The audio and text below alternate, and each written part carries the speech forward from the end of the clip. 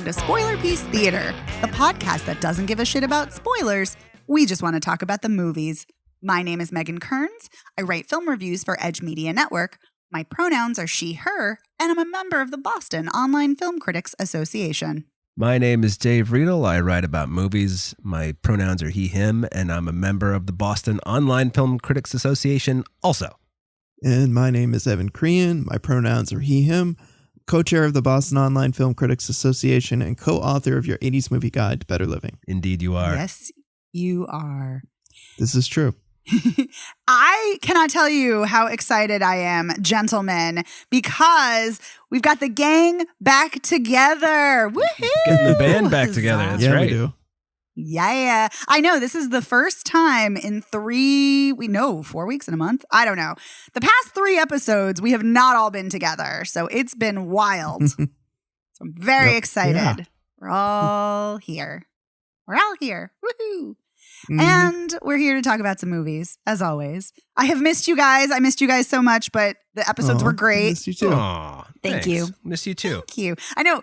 Thank you. It was weird. It's weird being on vacation. It's weird being at the beach. And I'm like, I wonder what those two are up to. What are Dave and Evan up to? What are they talking about? Watching what movies are they movies. watching? Yeah. I know. I was wondering, what movies are you guys And watching?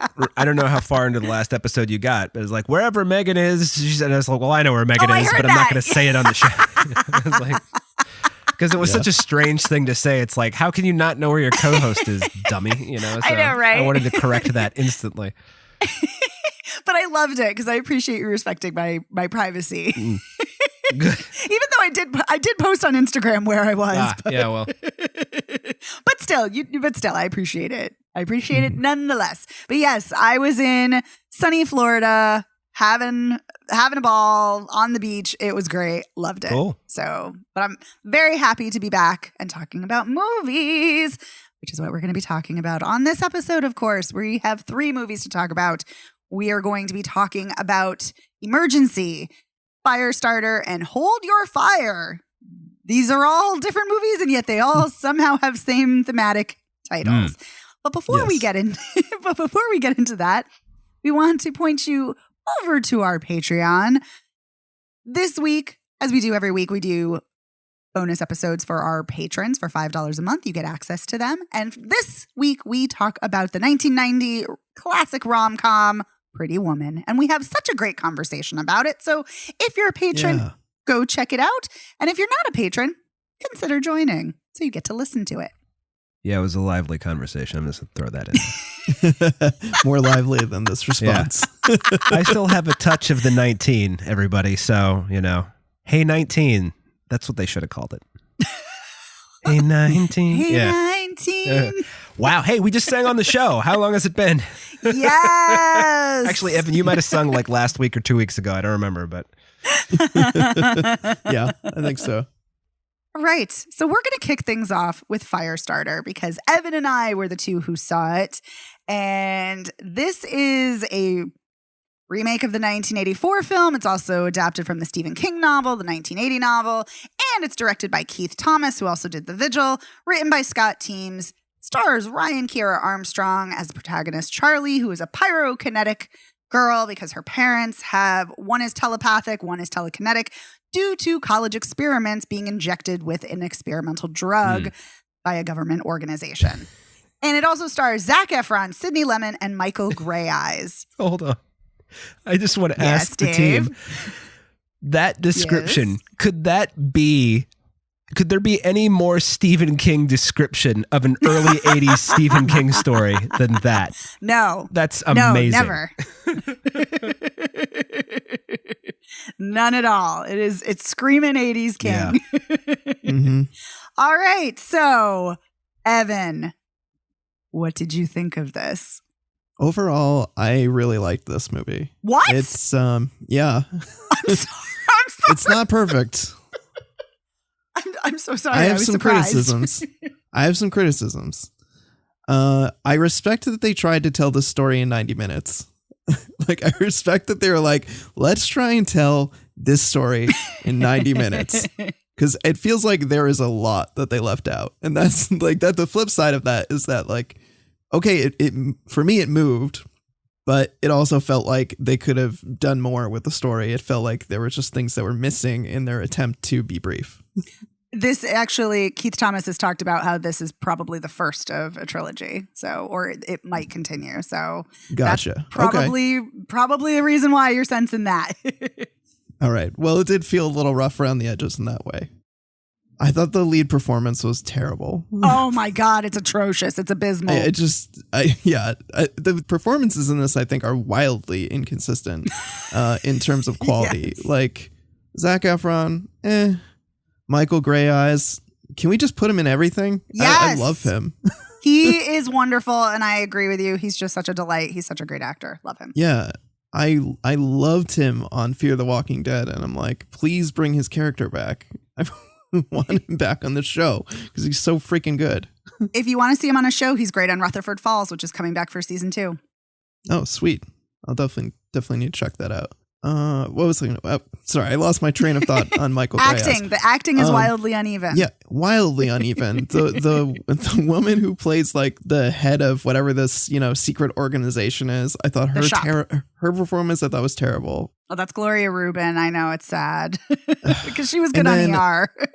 And then Kurtwood Smith, I was like, I like him, but why are we only seeing him in one scene? This is such a bizarre choice to only have him in one scene. And he was good in that scene, actually. Yeah, I thought so. And I did like the score. The John Carpenter score? Oh, yeah. Yes. Although there's 2 other people who also worked on it, too. His son and someone else who now the name is eluding me. But yes, it's a great score. Really is.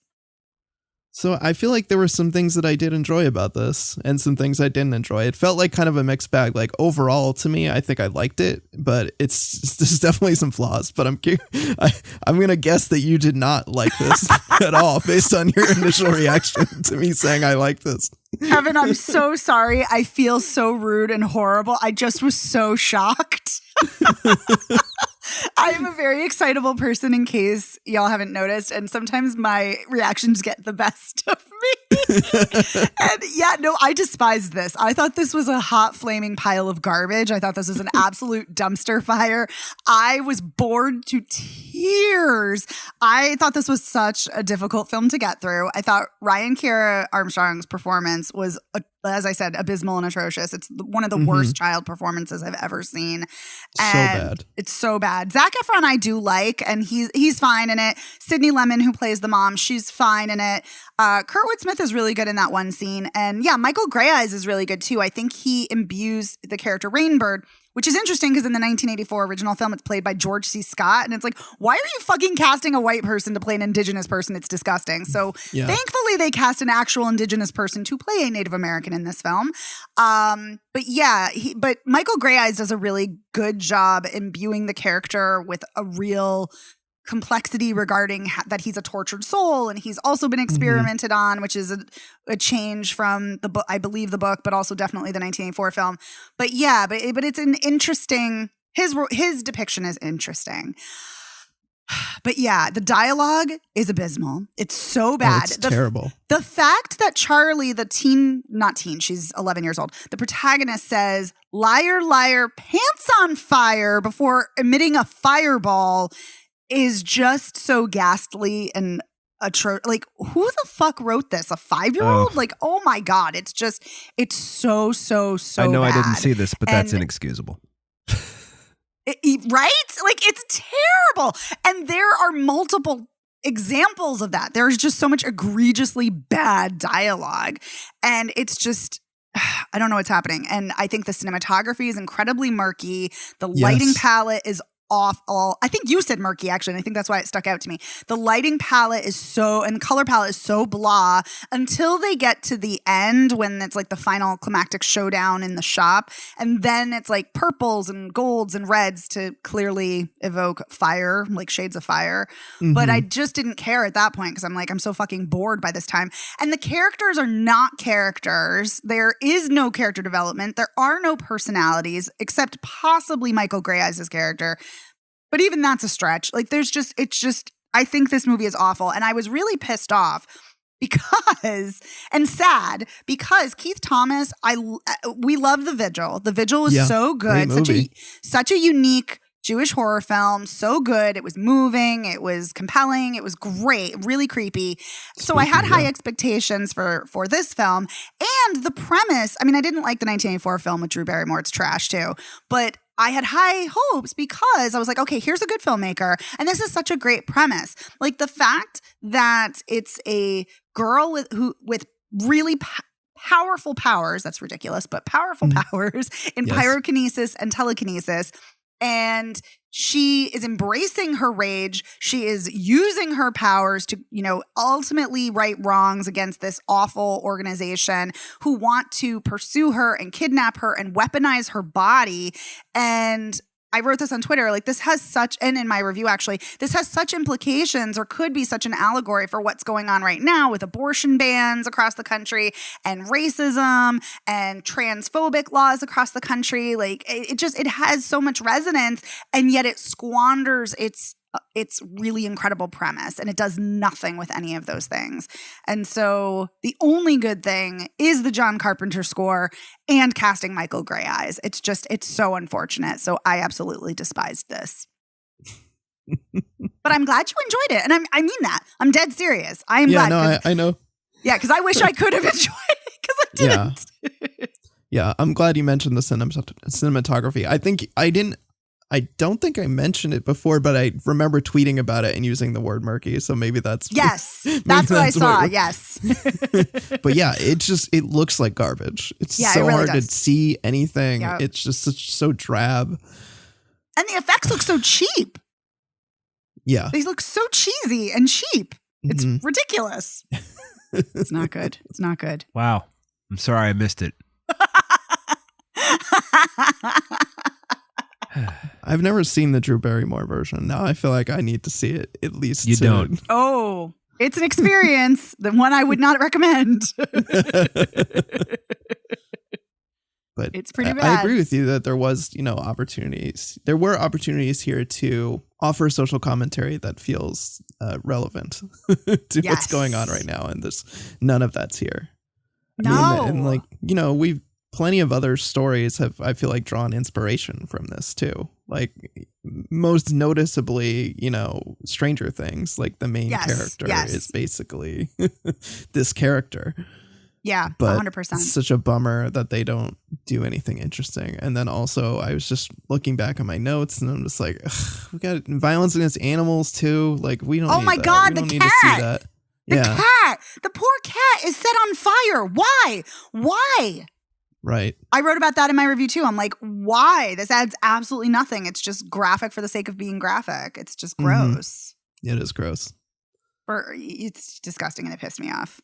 It also it's kind of reminiscent to the scene or one of the images in the first sequence where he's having a nightmare about potentially a flashback where where her head's on fire as a baby. It's still, I'm like, this is just gross, but not like, and I usually don't care about gross. Like I usually invite gross, like gross. And like, I wanted to kind of like that because I'm like, oh, you're setting a baby's head on fire. That's kind of cool. But at the same time, I'm like, but it's not adding anything. It's just like almost the equivalent of a jump scare, but it's just not good. It's not doing anything. Right. Yeah. It's just like this shocking opening scene. Yes. It's like, oh my God, the baby's on fire and a crib's on fire. And just, oh wait, it was a dream maybe, or a flashback. I don't know. Who knows? Who cares? Yeah. Do we care? Do we know? No, I don't know. Well, you might have cared. I did not. Yeah. But it is interesting because clearly there's a connection. Obviously Stephen King found teen girls and preteen girls very fascinating with powers. Of course, Carrie, and that was brought on by her period, and this is not brought on by her period. But they do talk about her period in this, which I think is interesting because in one of the first scenes, Charlie talks about how her body feels weird, and her dad's like, "Oh, is it that?" And she's like, "No." No, it's not that. She's like, it just feels weird. It's just because I can set things on fire. Haven't you noticed? Right, Well, it's the bad thing, quote unquote, that they keep referring to, which is ridiculous. Yeah. And then there's that idea that like the more he uses his powers, like he's bleeding from the eyeballs and having micro hemorrhages from like using his powers. And when she does it, she's like, it tingles or it burns or something, but it feels good. Yes. This movie really does sound like a dumpster fire. Oh, it was. I wouldn't go that far, but this definitely has its flaws. Yeah. Yeah, like I said, I'm just frustrated because I think it could have been really, really great and should have been really great. And yeah, it definitely had potential that it did not capitalize on, whether you're in my boat or your boat. Right. Either boat did not capitalize on its potential, which is frustrating. Evan, did you have any other observations or thoughts that you wanted to share? No. Oh my God. Yeah, this movie just made me so mad. All right. Well, let's move on to our next film then, which is the documentary Hold Your Fire.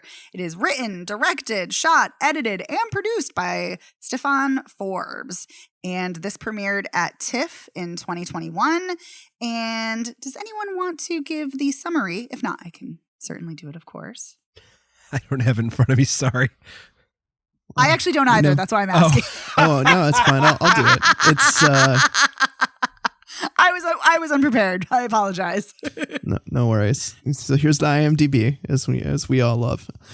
Brooklyn, 1972, and I'm probably going to pronounce his name incorrectly. Shuaib Rahim tried to steal guns for self-defense, starting the longest hostage siege in NYPD history. NYPD psychologist Harvey Schlossberg fought to reform police use of violence and save lives by using words, not guns.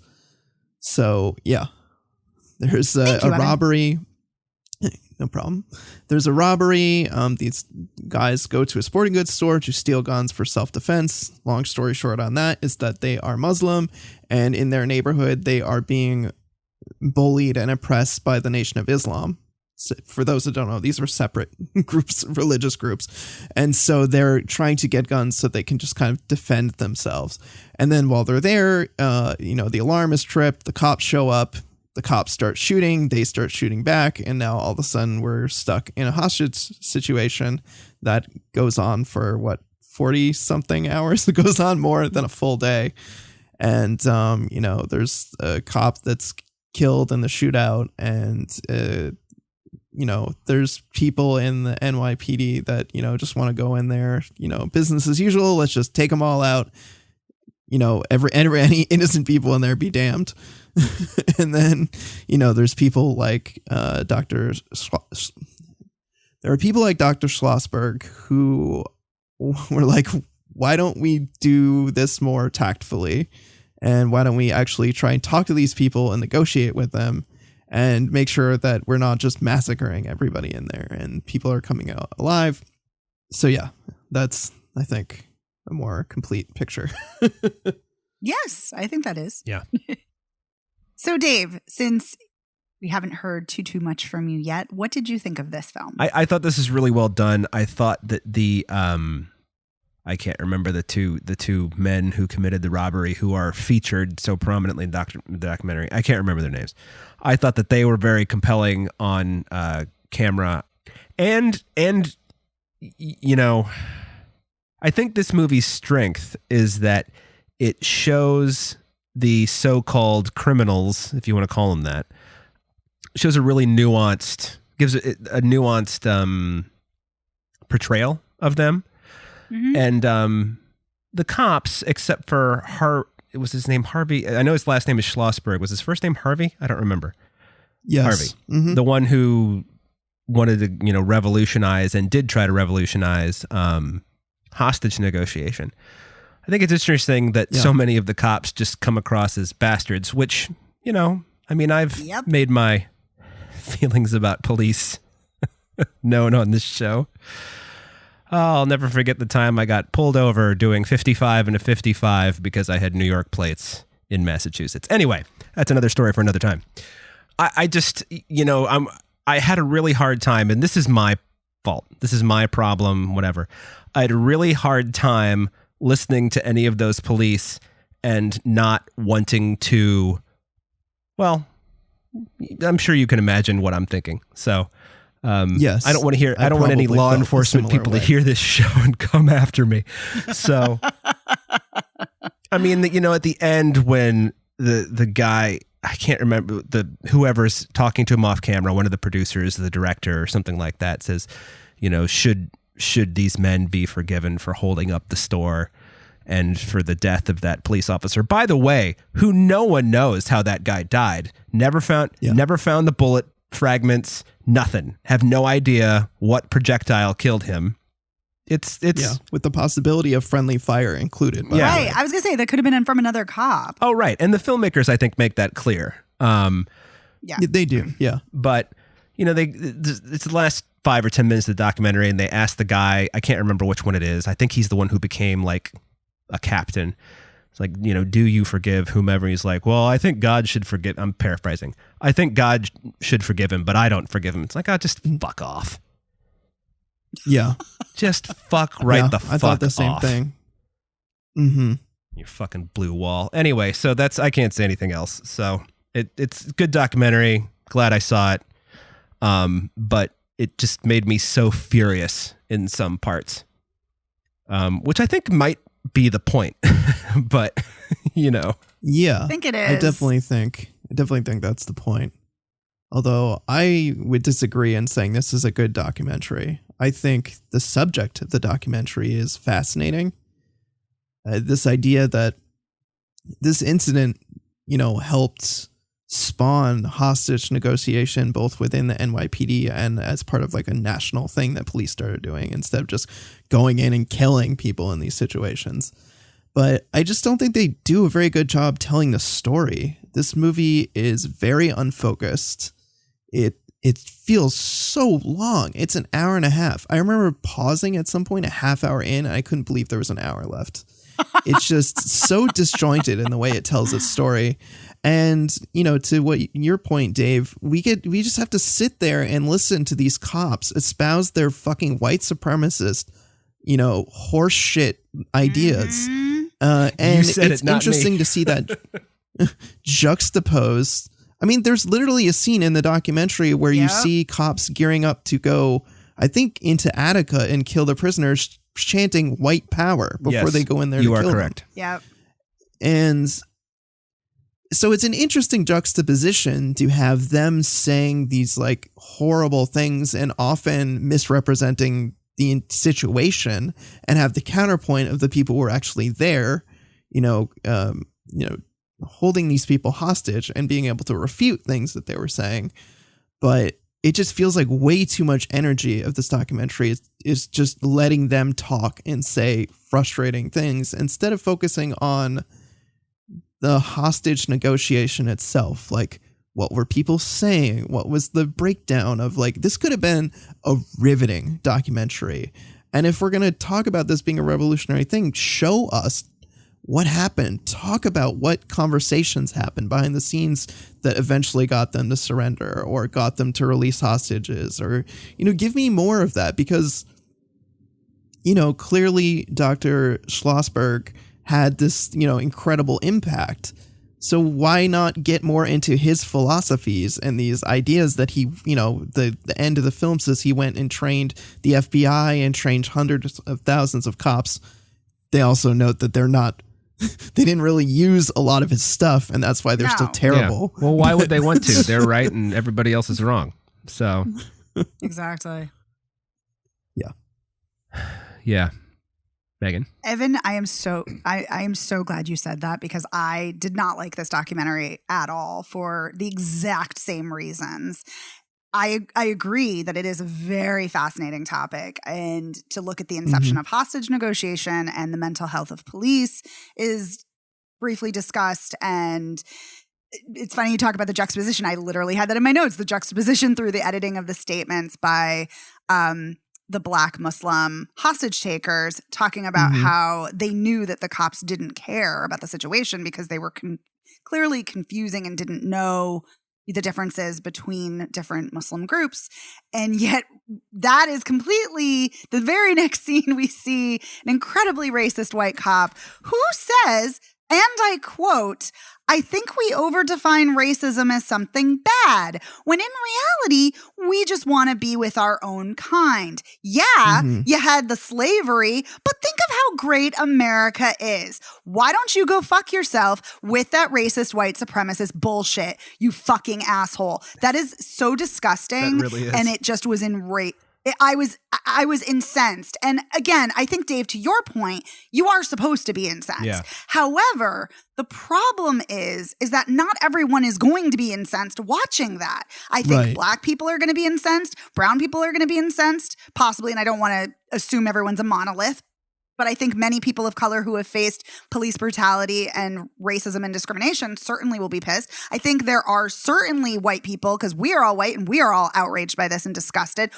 And other progressive people will be outraged. But there are far too many white people who are complicit and comfortable with white supremacy who will not get that point and who are just be like, oh, yeah, that's what the cops are doing. That's just what they're saying. Yeah, that's just fine and normal. And that ultimately is my massive problem with this film, is that it just didn't work for me personally because it wasn't enough of a staunch condemnation of white supremacy, of racism, of the critical failures of the systemic oppression and the supposed criminal justice system.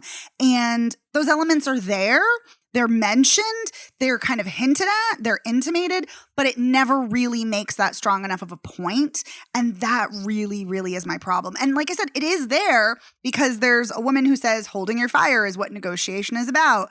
And then there's another gentleman who talks about we're a violent country and we're built on violence, and talking about guns and how guns are so ingrained in our media. And that's so true. And I would have liked a broader explanation, or not explanation, but a broader contextualization of that. So yes, very much like you, Evan, I think this is an absolutely fascinating topic. I think it's a topic that should be looked at. I think this could have been a really fascinating piece in a larger picture, looking where other documentaries and other narrative films look at the problems of police brutality and look at the problems of white supremacy and and institutional racism and systemic racism. But the problem is this film, for me, just didn't do it enough to bring it all together. And I also found it just unfortunately, very tedious, even though there are moments that are really fascinating. Yeah, it gives just way too much of a platform. Like the guy that you're mentioning when he was talking about we're a violent country, like we're talking about a guy who has like a sticker that's visible in his room that says not a liberal. You know, it's like, you know, that there's like, it's just, there's so many clips where the police just say the most insufferable, awful things. Yes. And like, I couldn't believe some of the stuff that they actually said on camera. Like, you guys know you're being recorded, right? Right. I think the most damning was getting back to what you were saying, Dave, about that part where he said, you know, like, God can forgive him, but I don't forgive him.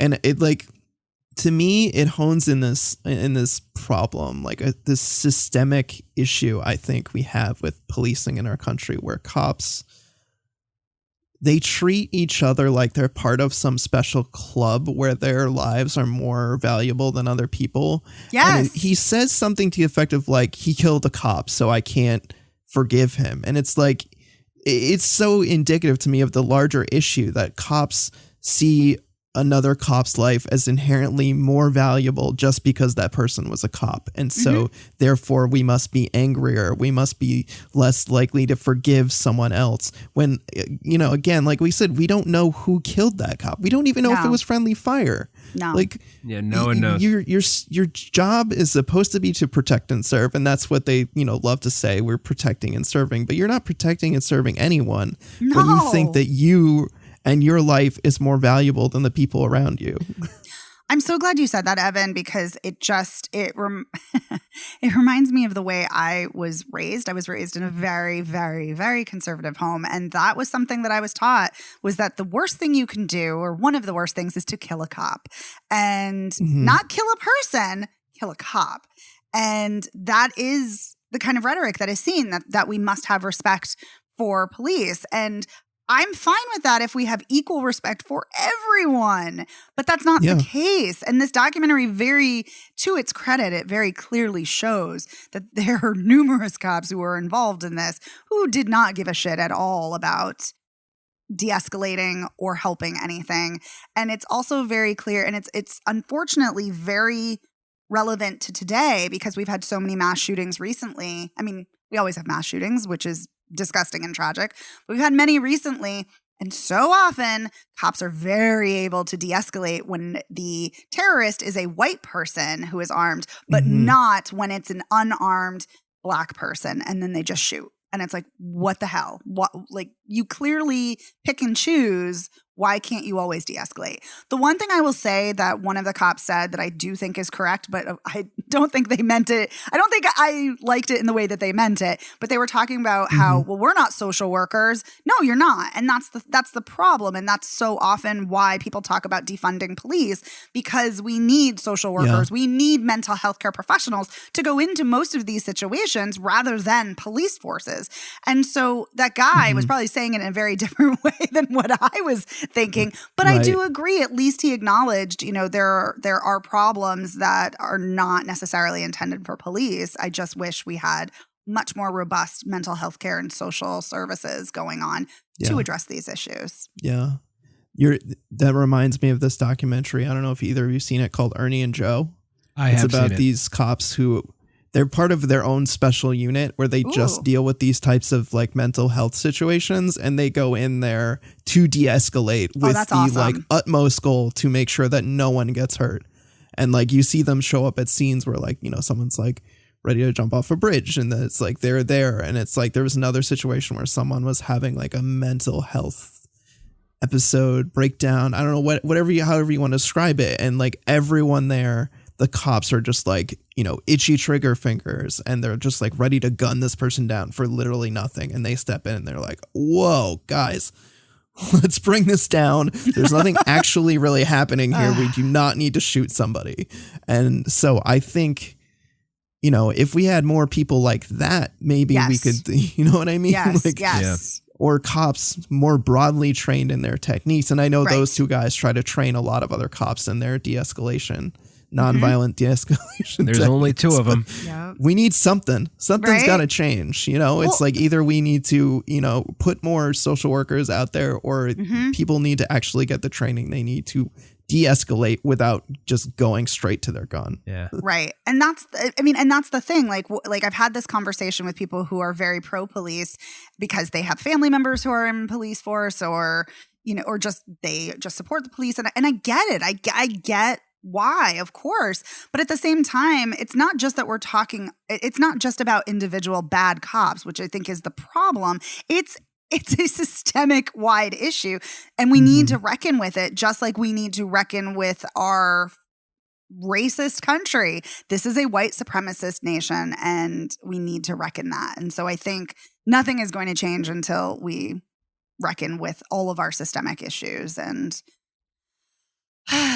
anyway, nothing's going to change until this country stops having minority rule, which is a whole different my God. Yes, preach. I'm going to tell you my two cop stories real quick. One is just an observation about all of the videos that are released when you see a cop murder someone. I'm always struck by just how much the word fuck comes out of every cop's mouth when they're telling someone to drop their gun or put their hands on the wheel or whatever. And as you guys know, I'm a big adherent of the use of the word fuck. Love it. But I really don't think you're de-escalating a situation when you say, put your fucking hands up, drop the fucking gun. I don't think that helps anybody. Just throwing that out there. No. Second thing, I once got a ticket on Newberry Street. This is amazing. I was waiting to parallel park, and as I was pulling in, I still had, right when I moved here from New York, had New York plates, was backing into a space. Woo! Cop comes over, he's like, license and registration, please. And I have no idea why I'm being asked for anything. And I said, okay. I said, well, my registration's in my glove box. May I open my glove? Because I'm not stupid. May I open my glove box and get it? He says, sure. I take off my seatbelt, and he gave me a ticket for not wearing my seatbelt. Yep. What a dick. Yeah. That's He's like, you have to wear your seatbelt in the car. I was like, what? He's like, well, your engine's still on, so you have to wear your seatbelt. And I was like, I can't fucking believe this is happening. So those are my two cop stories. Well, my observation and my story. And there are myriad stories. Oh, God. Anyway, we could just keep going about awful stories personally and that we know. But I'm going to rein it in for myself because I'm getting heated. I'm just going to say one more thing about you two. And you clearly, I was a little more forgiving of this documentary than both of you. But I think Megan, you made this point, and I agree with you that this is just a little bit. It gives a little. It's too. It has an opinion, but it doesn't express it. It doesn't express it strongly enough. So right. Some numbnuts who's watching this, who is like, back the blue, is going to be like, oh, this is totally a pro-police document. It's just one of those things. So right. And part of me, and I've seen this criticism before in films, like for example, Zero Dark 30 is a prime example of that it's way too subtle in its depiction of, as far as torture goes. Like, it's not denouncing it enough, and people think it's pro-torture. Other people do not think it is. And, and you can we're not making that argument here, but you can make the argument like, oh no, it's just presenting the facts and that's good enough. But yeah, for me, I'm like, no, I don't think it is good enough. But yeah, so I agree with myself and I agree with you, Dave, and with you, Evan. It's good that you agree with yourself, truly. Yeah. Yeah, right? Right. Yeah. I mean, and on top of all the racism, I mean, let's throw in the weird anti-Semitism and oh my God, misogyny yes. from the cops, or calling the commissioner a quote unquote panty waist, and oh my God. describing Dr. Schlossberg as the quote consummate Jew. There's just some forgot about really that. gross stuff that's said in here. Yeah. Just so much stuff. It's so hard to watch this. And you present some of it, but you really need to have a sharper point of view to like you've both said. Otherwise, people are going to watch this and I think take away the wrong message. Right. Yeah. Oh my God. Yeah. Yeah, I think that the most telling thing is, this is the last thing I'll say, is the two ex-cons who are being interviewed are the calmest, most well-spoken, kindest, and just seem like gentle dudes. And then you've got these 3 or 4, not including Harvey Schlossberg, who's in a different category. These 3 or 4 cops who are just angry, so angry. Yeah. And it's like, fuck, man, just go live on a boat. I mean, I don't fucking know. Jesus. I wonder if that would solve a lot of the problems. If they were in the middle of the racism sea and alone, misogyny. Yes. Yeah. These white dudes would just go off in a boat alone. I wonder. Anyway. You might have solved all of our problems. I may have. Yeah. All right. Let's move on. Please. Let's move on to our final film of the evening, Emergency, directed by Carey Williams, written by K.D. Davila, my apologies. This premiered at Sundance of this year. It stars R.J. Kyler, Donald Elise Watkins, Sebastian Chacon, and Sabrina Carpenter. And let me give you the IMDb summary. Ready for a night of legendary partying, 3 college students must weigh the pros and cons of calling the police when faced with an unexpected situation. Well, isn't that an interesting lead-in? Yeah, I was going to say it's quite the transition because, yes. Police presence in this movie is a specter that hangs over it. Not without Boy, reason. Boy, does it ever. No, not without reason. So yeah, I mean that's a pretty good summary. I mean it's a short and sweet one, but that's pretty much what happens. Mm-hmm. That our protagonists are Sean and Kumle, and they're both Black college students, and they're about to graduate, and they're best friends, and they want to do this legendary party tour, and they want to be the first Black students to do this, where you go to every single frat party or college party that's happening. There's 7 parties or however many there are, and they're going to do that, and they're ready to start. But Kumle's bacteria that he's studying for his major, and it's going to be his thesis, he forgets to lock the refrigerator, and if the door is open, which we do see it does pop open, it will kill his bacteria and it will kill his experiment and observations and all of his thesis. So he wants to go back. And when he goes back, and their roommate is also there, Carlos, they find a passed out drunk girl, a white girl. And they debate whether or not to call the cops because Sean is saying, well, this is a white girl. She's unconscious. We're 3 brown guys. They're going to arrest us or shoot or, who knows what. And it's going to be awful. But Kumle is like, no. We have to call 911. We have to call the police. We have to take care of her. And it sets off this kind of I was going to say wild, kind of this wild night where they're trying to take her to the hospital. They're trying to do the right thing and they keep getting thwarted. So that's basically it. And we can get into more details as we go along. But what did you guys think? Evan, why don't you start this one? Oh, well, me? I did the last one, right? So yeah, I really dug this movie. I think it has a really compelling story. I think it's well told. I think the 3 lead performances are really, really good. It does this, I think, great balancing act of being kind of this dark comedy where there's humor and levity to some of the proceedings as they're kind of running around trying to figure out what to do, how to get to the hospital, to take this girl there, while her sister and her friends are out looking, for her. We find out that this passed out girl is in high school and she's, there with her older sister and her older sister ditched her. And so they're kind of like trailing behind them for most of the movie. And then they link up. And of course they think that these guys have the worst intentions. And so I think there's a lot of really compelling commentary on race in this film from the opening, scene in class where you have the teacher, the British teacher who's leading a class and saying the N-word and talking about the N-word and saying it, as you said, several times. Flagrantly. Right, and then asking the 2 black students in the class what they think about it. And it's so there's a lot going on here, I think, to really sink your teeth into. And so I just thought this was really well done, like in terms of like weaving social commentary into a story that has moments of dark comedy, but also like, just really poignant things to say about the police. And we don't even see the police until, very late in the movie, but when they show up, boy, just those scenes pack a wall. And this ending haunted me. My God, I can't stop thinking about this ending. It's haunting me. It's so well done. Anyway, it's haunted me just gushing about the movie.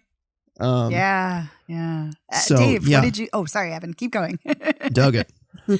Dave, what did you think? Overall, I dug this a lot. I think this movie has some problems, though. And considering how hard I was on Hold Your Fire, you're going to be interested to hear what I have to say about this. First of all, I want to say that the 3 leads, R.J. Kyler, Donald Watkins, and Sebastian Chacon, are excellent. In particular, R.J. Kyler and Donald Watkins, mostly because they have more screen time and more time to establish their characters. But Carlos is really great, too.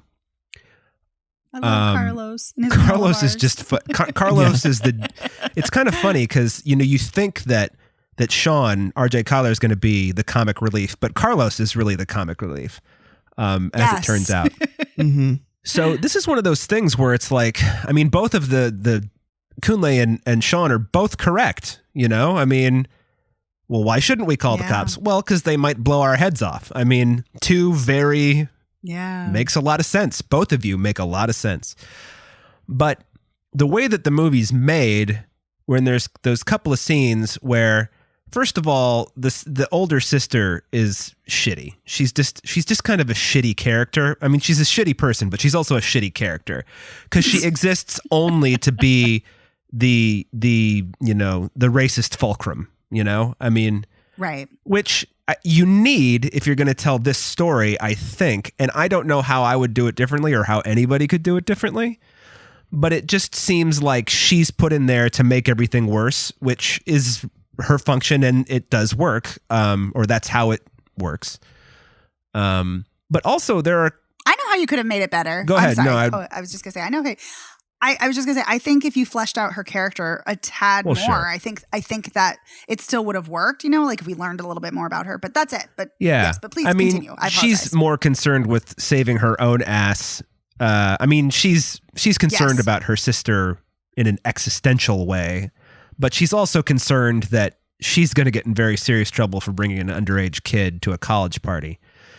which makes her just a douchebag. But well, I mean, we all did dumb shit in college and in high school, but I don't know a lot of people who brought their, junior and in high school siblings to college parties. I can't think of one off the top of my head, I'm sure it happens, but anyway. Yeah, I was going to say, I think I knew people who did, had like a sibling that was a year or two younger that brought to parties, but like, they were in situations where they were right. around. They weren't this young woman ditches her sister. Yeah. The other thing is there are a couple of shots in the movie where from her vantage point, it really does look like Kunle and Carlos and Ryan are doing shady shit. Yeah. And absolutely. So in that way, she has a point. And so I don't know if I don't know if that's intentional. I would assume that it is, but it gives her character a little bit more leeway than I think it deserves. I agree with you. I think it's important to show those scenes, though. I think you're right. I think there are a lot of layers to this. Like there's the racial angle of her seeing, her sister with, two black men and and a brown kid. And like, so there's that, but then there's also just like the, assumptions and it's three men, like we know that men can't be trusted. Well, like, that's true. But that's the problem. That's exactly the point. That's the problem, I think, too, is that, right, men are shady, men are rapey, men are gross, men are abusive. Right, and even though these guys aren't that, we don't know them, or these characters don't know them. They don't know anything about them, so they have to assume the until worst. It turns out they do know them. Carlos's cousin is with these two women. Exactly. Which is a big coincidence, by the way. Yeah. A helpful one. Well, for them, sure. Right, because then they can kind of get on the same page, even though there's still a really bad situation where the sister is, dying and they're frantically trying to drive to the hospital, and then the cops are chasing them while, Kunle is trying to perform CPR on the sister. Yeah. And there also is the other character, the sister's is is it Maddie? Which one is the older sister who's awake? Maddie, right? Anyway, whatever the sister is who's looking for her younger sister, her friend is more willing to believe Ryan and Kunle and Carlos than the sister, which I think is an important thing to mention because they're not all shitheads. Just the main one is a shithead. Right. Yes. And Alice is the friend who wants to believe that. Right. Yes, and then you've got Carlos's cousin, whose name I also don't remember, who's probably just helping these women out because he's hoping he can score with the one he's been Raphael. That's his character's name. Who he's been hanging out with. And I mean, thank God he had that, I don't know what it was. It was some kind of scooter or something that he was riding. But what is that thing called? The skateboard with like the wheel. Giant wheel. I don't know what those are called. Yeah. But also then, they make the decision to try to outrun the cops to get to the hospital. And that's one of those things where, okay, you're panicking. I can see someone legitimately doing that and thinking, if we outrun them and we get to the hospital, then they'll see that we're trying to save this young woman's life. Yeah. But from a storytelling standpoint, there's just nowhere else that can go than where it ends up. So, well, it could if the cops actually saw what was happening and used some intuition. Oh, these people stopped cops aren't right going to do in that. front of the emergency room. Cops aren't going to do that. No. So, well, I know, because they suck. Right. That's my point. And I think that's the filmmaker's point. It's just like these young men are in a no-win situation. Right. So, by the way, it's really ballsy to try to turn a subject like this into a comedy. I mean, wow. Because there are some genuinely laugh out loud funny moments in this movie. Yes. All based around the three guys. Yes, they're all very funny. And I was really, I don't really expect a lot from, let's put them in air quotes, comedies that take place at colleges. But I mean, the acting of the three leads, like I said, the three of them are phenomenal. They're just so good. So I think a lot of those performances carry some of the more like aspects of the script for me. That's all. That's where I come down. I liked it overall. I would definitely recommend it. So, Megan. Well, thank you. I am actually, I agree with both of you. I might be somewhere in the middle, maybe closer to you, Dave, maybe not.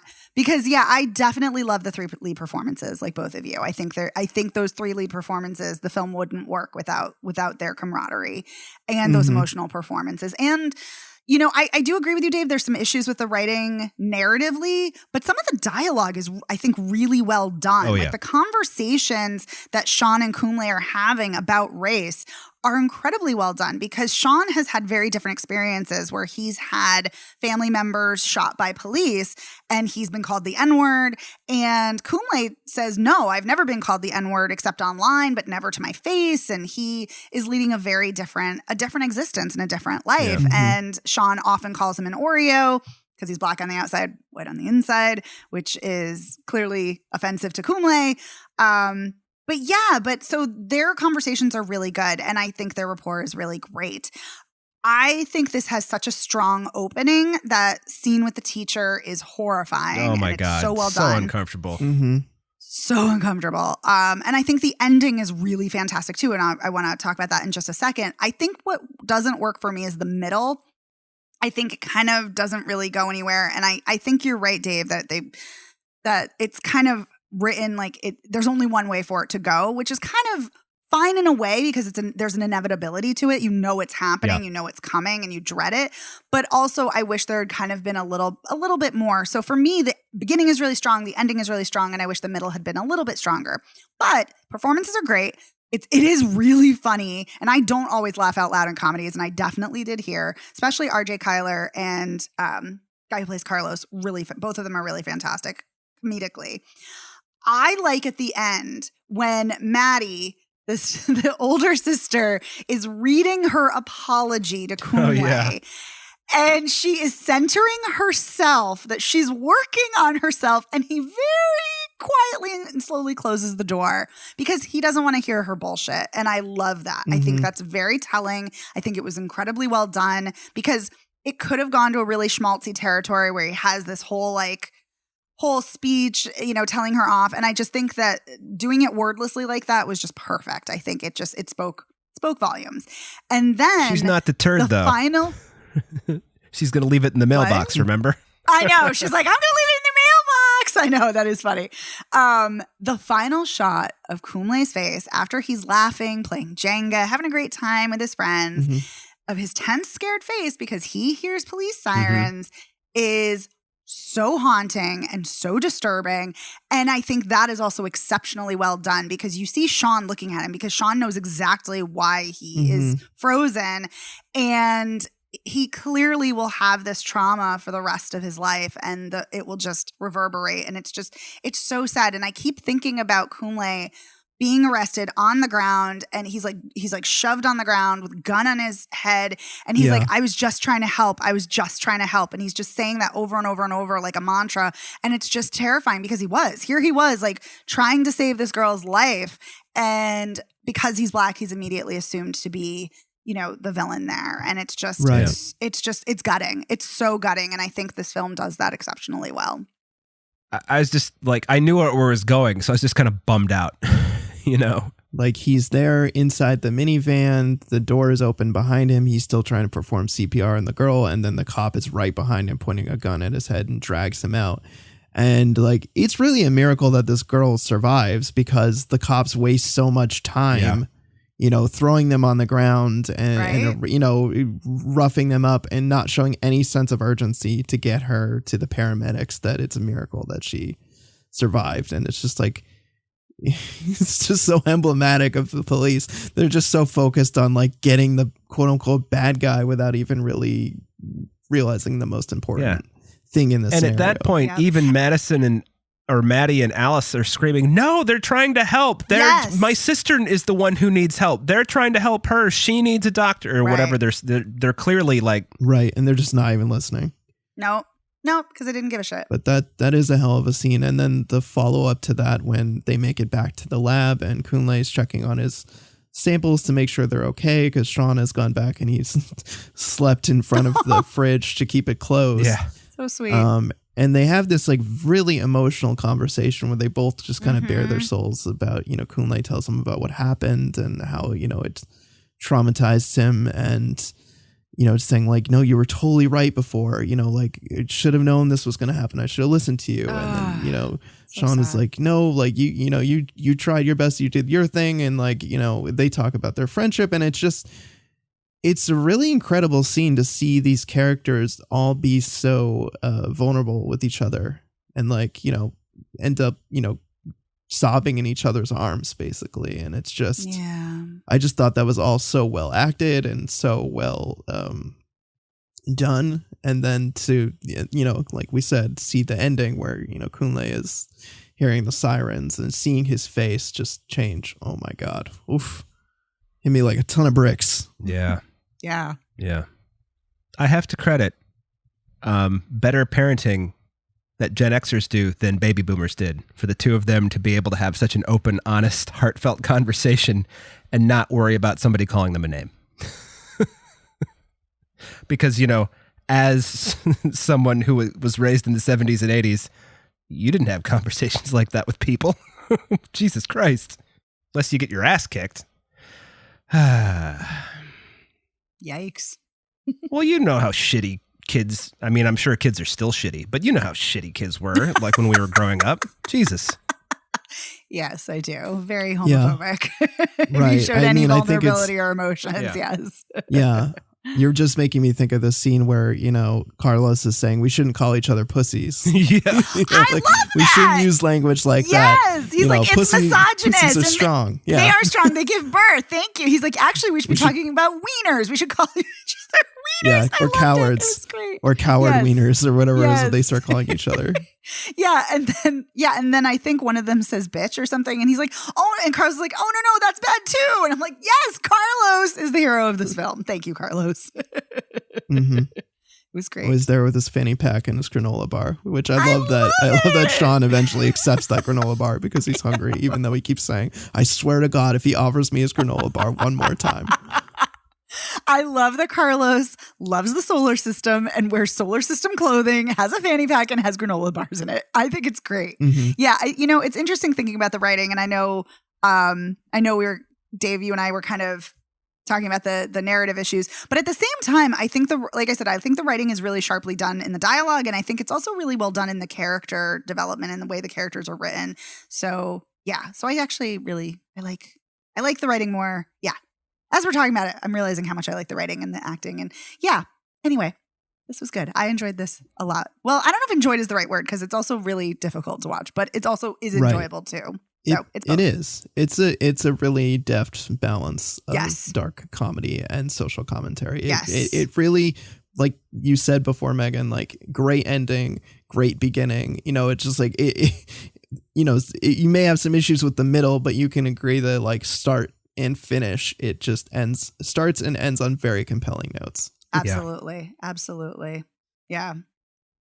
All right. Do we have any final thoughts? I do not. Evan? No, I think that's it. All right. Well, let's do a recap. Firestarter is now streaming on Peacock, and it's also playing in theaters now. Evan, would you recommend this film?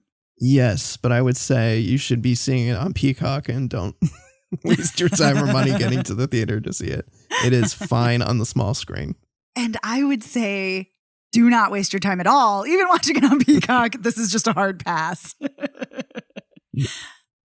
Okay, Hold Your Fire. It is in theaters and available to rent VOD now. What would you guys say? I don't know. Maybe. But your mileage may vary. Ooh, yeah. I agree with that. Because I think there are better documentaries that look at racism and white supremacy. But I think there are some good things here. So yeah, I'm leaning more towards pass, but if you watch it, yeah, your mileage may vary. I agree with that. I'm in the hold on to your money camp. Fair place to be. I like that. I like that camp. And Emergency is in theaters now, and it will be streaming on Amazon Prime Video on May 27th. And I think it's safe to say we would all recommend it. Is that right? Yes. Enthusiastically. Yes. All right. We all recommend it. I love it. I love when we agree. Actually, I love when we disagree too. It's fun. I don't even think your mileage will vary. I think it's just like, yeah, it's a yes. It's a solid yes. Yeah, it's just a good film. Yeah, there's a lot there, a lot to unpack, a lot to enjoy. Agreed. So we want to give a huge thank you to our editor, Otto Clammer. Otto, you are awesome. Thank you for everything you do week in and week out for us. Thank you, Otto. Thanks, Otto. You can find us anywhere you get podcasts. We are all over the place. We are also at spoilerpiece.com. You can find us all over social media. We're at SpoilerPiece on Facebook, Twitter, Instagram, Letterboxd, and TikTok. So come follow us on all of the social media platforms. Come say hello. We love hearing from you. Speaking of the fact that we love hearing from you, feel free to email us, spoilerpiece@gmail.com, or you can call us at 862-21-PEACE. Call us, leave us a voicemail message, text us, tell us, no, Firestarter is amazing. Evan is 100% correct. Or, no, Megan, you're right. No. Scorched earth policy. Yes, tell us what you think of Emergency. Did you also enjoy it as much as we did? We want to hear from you. We want to know what films you're watching, what films you enjoy. What are your thoughts? If you like the show, which we hope you do, please consider rating and reviewing us by going to ratethispodcast.com/spoilerpiece. That will take you to your preferred platform of choice. You can also rate us directly on Apple Podcasts. That helps us out tremendously. You can also rate us on Spotify. And if you really, really, really like the show and you're not a patron yet, consider joining our Patreon. For $5 a month, you get access to weekly bonus episodes, such as this week. We did our bonus episode on rom-com Pretty Woman, and we had a lively and robust conversation on it. It was always a lot of fun on our bonus episodes. And you also get to vote in monthly polls. Those are also always fun. We love hearing what you choose. And we're going to have a poll very, very, very, very soon for you to vote in. So if you're a patron, thank you for being a patron. And if you're not, consider joining. My name is Megan Kearns. I write film reviews for Edge Media Network. I'm a member of the Boston Online Film Critics Association. And you can find me on Twitter at OpinionSWorld or on Instagram and Letterboxd at TheOpinionS. My name is Dave Riedel. I write and talk about movies. I'm on Instagram, Twitter, and Letterboxd as Dave Sees Movies. And there you have it. And my name is Evan Crean. I'm co-chair of the Boston Online Film Critics Association and co-author of your 80s Movie Guide to Better Living. You can follow me on Twitter, Instagram, and Letterboxd as Real Recon, and that's real as in film reel. Thank you so much, everyone. We appreciate you listening, and we will see you next time. Bye. Bye.